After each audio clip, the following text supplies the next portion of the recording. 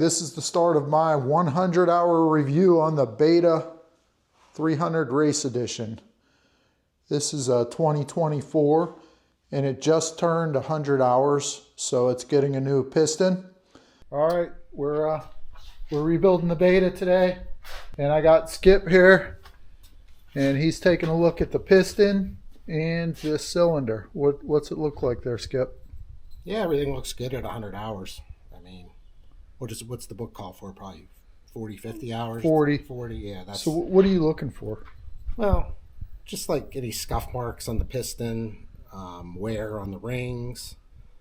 I mean, some of the material's missing, but that's normal. You got your carbon on the top, which is normal.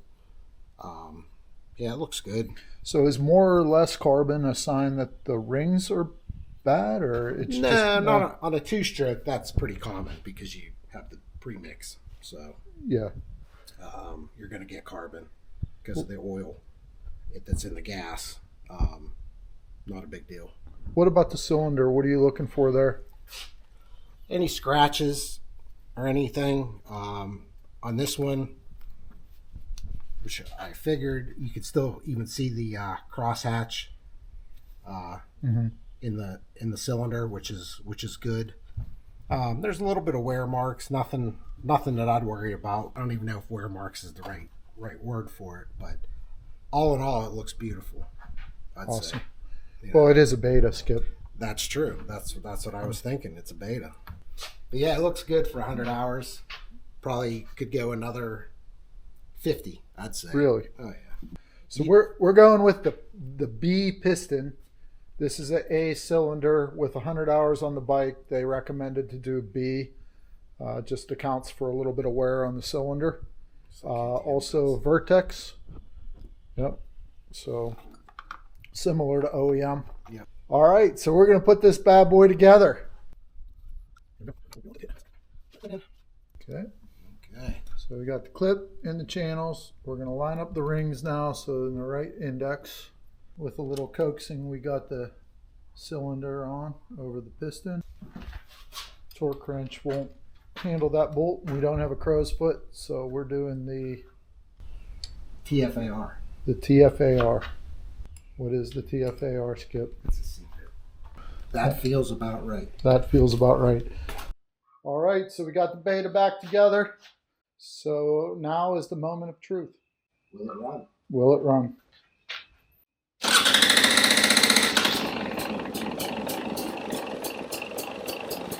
Oh yeah. Oh yeah. We got the mechanic quality control check here. Today is the 100-hour review of the 2024 Beta 300 Race Edition. Fresh with the new piston. Shout out to Skippy. Skippy. What up, buddy? Let's see what kind of damage we can do. Sure. With Josh and Mike today. This is the first 73-degree day that we've had this after this terrible winter. So I went back to my my warm weather jetting, which is JD Red Needle.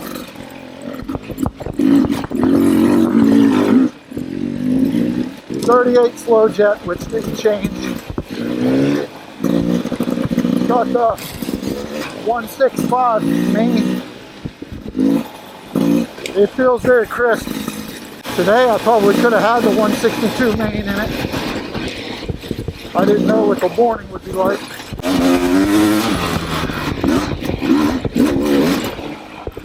For those of you that know this place, we don't advertise it. But if you know, you know.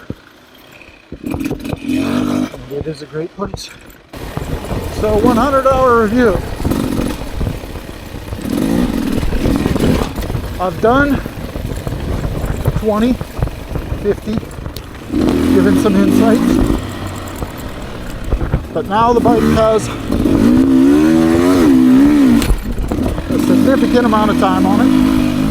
For a new bike, 1 year old. So the way I'm going to organize this number one, I'm going to be talking and riding. Try not to be too choppy with my voice. This also shows the types of riding that we do. Before you all tell me that I have the wrong bike and I should have bought an RR, I considered that.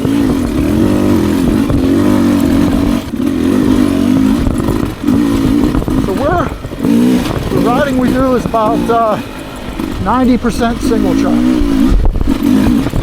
Not really doing motocross on this bike. Do ride a lot of really good fast-paced flow trails. Mostly single track, a little quad width every now and then. So that's the use case for this bike. So back to the background, I had an XCW, which I liked. I wanted something a little more versatile, including for faster paced riding. And evaluated the options and landed on this guy right here. Literally. So the main question, the answer for you at the end of this is, would I buy this bike again? And why?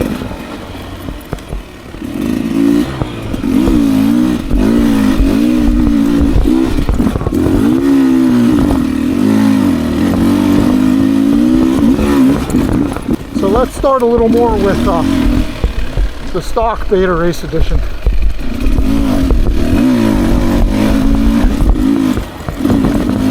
When I bought this bike, I spent a lot of time tinkering with it.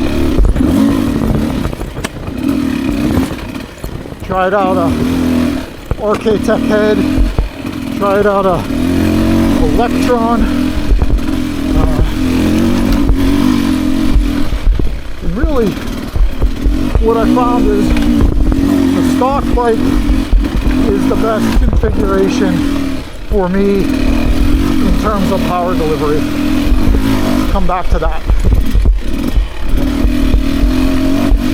One of the things I quickly found with this stock Beta, even though I liked it at first, the suspension was stiff. Stiff for technical single track trail riding. If you rode it fast, it felt good, but really, unless you were pushing, it was too stiff and it beat you up. It transferred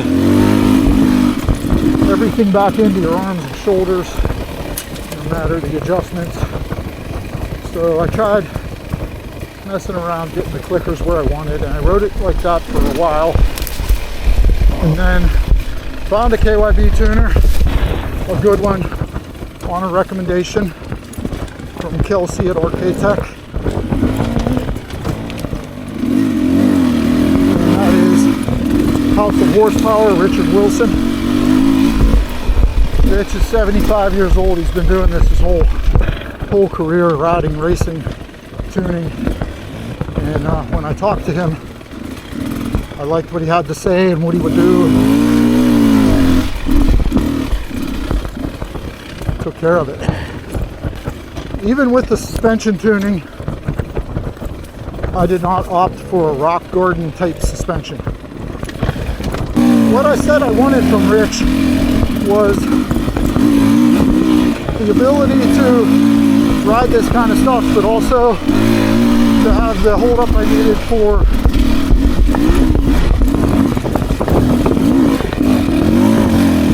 cross country riding, which is one of the things I liked about this bike in the first place. And literally within 2 to 3 clicks, I'm riding that kind of stuff, no matter what it is. So the suspension has over 50 hours on it at this point, and it has truly been the best change that I made to this bike to to make it more enjoyable and rideable. And I feel less worn out at the end of the day when we're riding really long. There's more on the suspension in another video that I have, so check it out. Second best mod, the JD jetting. The needles are nice. I'm sure you can get there with the Suzuki needles, but jetting is pretty easy with the JD kits, and they tell you how to move in increments for leaner or richer. Right now running red needle, 165 main, 38 slow. You can see there's no hesitation on this engine, and I'm going to talk about that more soon. No hesitation, there's torque on command. My third favorite mod is my clutch lever. After experimenting for a short time with a Midwest Mountain engineering lever, I switched to an alt rider Mac lever, and I never looked back. And actually, I have one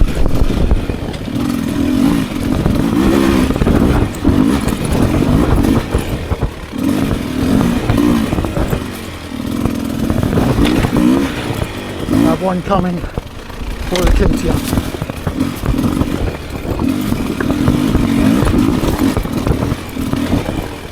A close 4 in mod is gearing.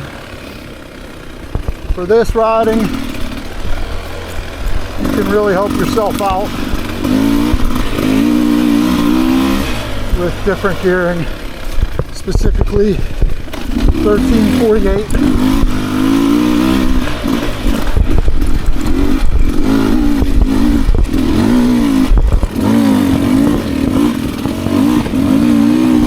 See, I'm in third here.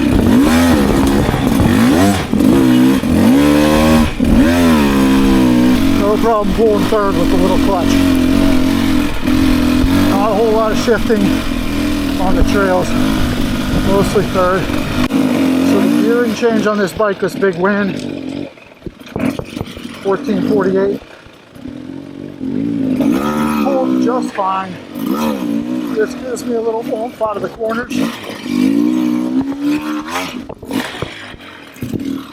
And it puts me squarely in the middle of third gear. Just finished putting a piston rings in this bike at 100. Piston was clean. Cylinder was clean, still hash marks, looked really good. It's more of a precautionary maintenance thing, simple to do. The wheels are Warp 9 wheels, front and rear set, seem to be pretty nice, fit perfectly, spacers were good. Silver spokes on this instead of black. It's not a beauty queen.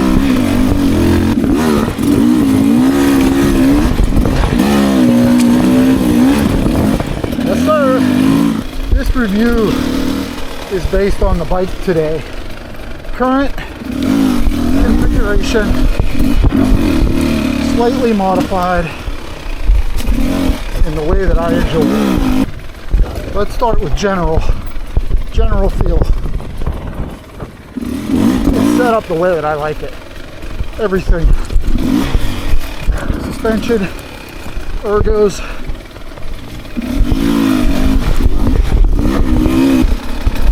the bike will hang with any bike out there in its class, and it'll make most riders better. That's my opinion. Very nimble, has a feeling of compactness and a feeling of a short wheelbase. It makes it nice in these trails.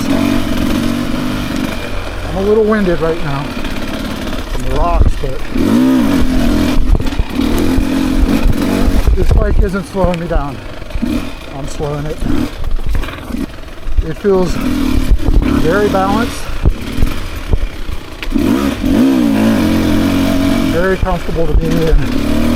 With stock bars and stock risers. The frame feels comfortable and compliant. Definitely not as stiff as my KTM 350. That shouldn't be a shock to everybody. Fuel consumption is on par with KTM's fuel consumption. Maybe just a tad better. Oil consumption, for sure more oil consumed with it being a carbureted bike.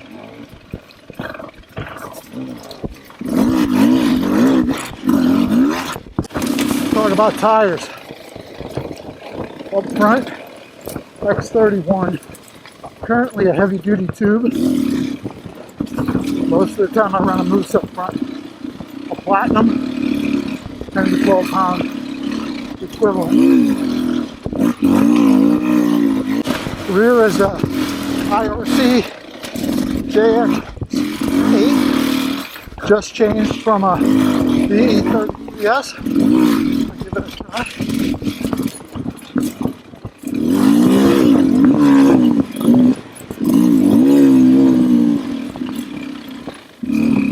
So far, I like it on the rocks. Doesn't cost you much in the mud.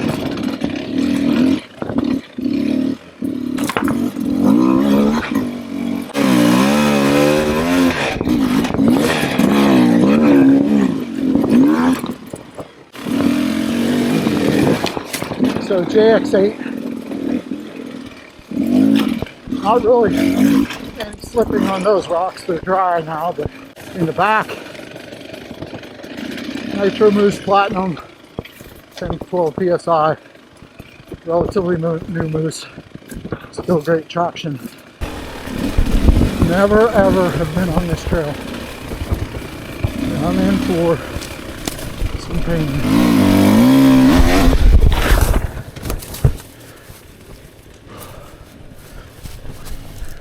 Some bad riding there.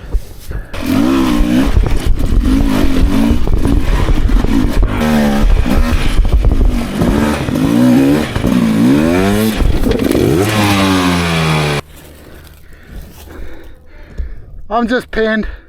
My turn today, Mike. Can you lift this? I'm pinned.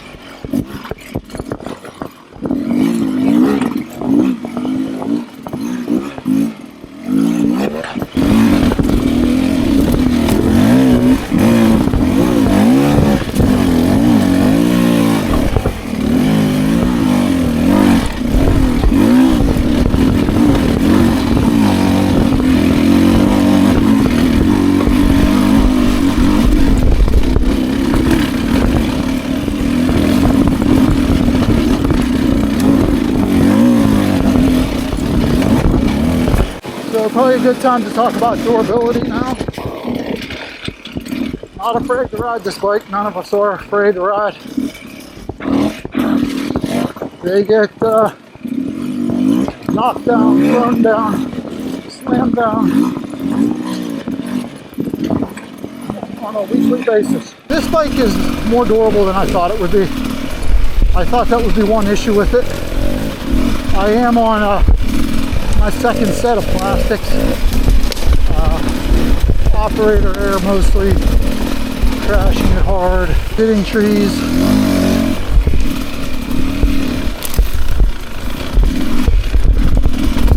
Just normal stuff. Durability on the plastics, maybe a little worse off than the KTM. Plastics are so much cheaper on the Beta though, so it's 1 for 1 or a wash. I twisted up the left side radiator in Hatfield. Pretty good. Replaced it. Didn't leak. Just very wavy and wouldn't hold the radiator guard on. Bought a second set of wheels. After some hard riding last year, I had bent the rear wheel pretty good. So let's go quick 100-hour pros and cons. Let's start with the cons. While you have a little more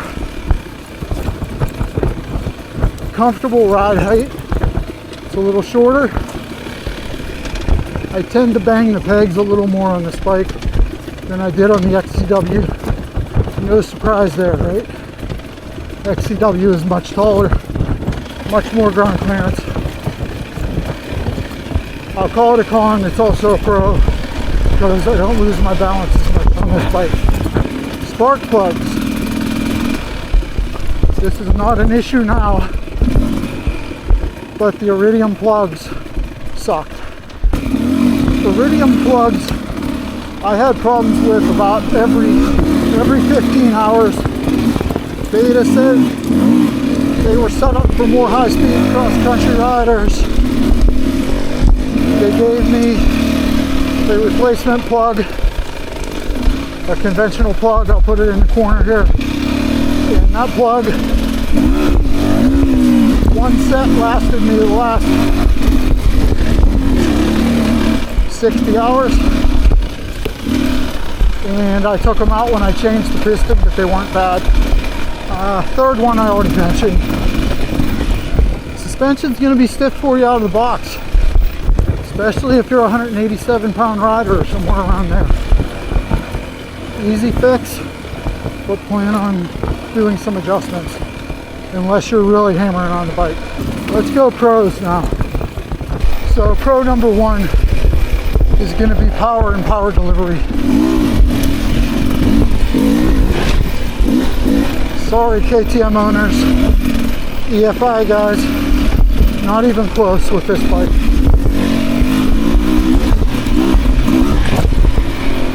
The carbureted feel, power off the bottom, torque feels closest to a 4-stroke in that regard. I've ridden all the other 300s. This is my fave. You get it jetted right, this bike feels phenomenal. Second and third are close together. Chassis on this bike feels short, light, and nimble. Turns excellent in combination with the suspension adjustments.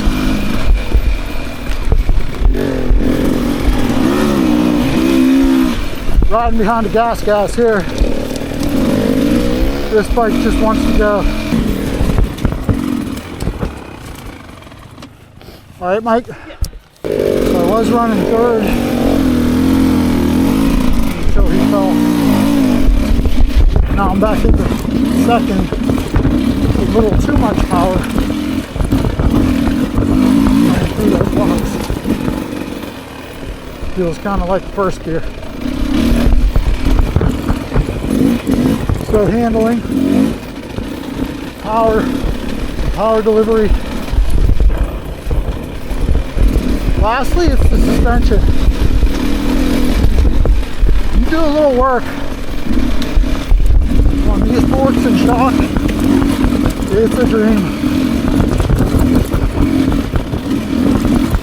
It'll soak up all this hard stuff and let you run wide open in the back stuff. I am using a chest mount, so it does look like the bike's moving around more.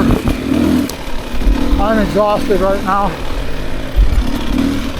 after going through those technical trails. Riding at a pretty slow pace through here. So those are my pros. Power, handling, suspension.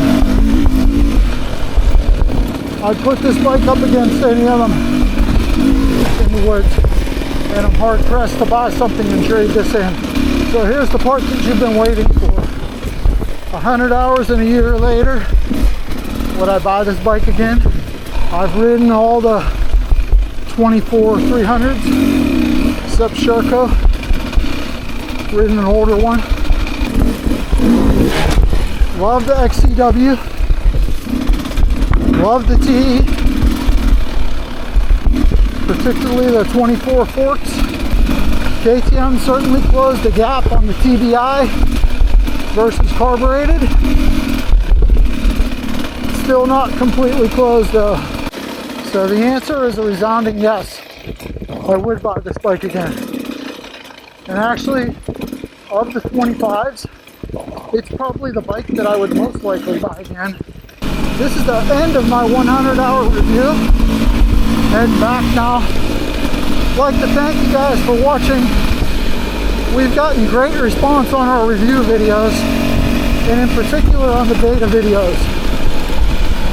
Please share your experiences with your own betas.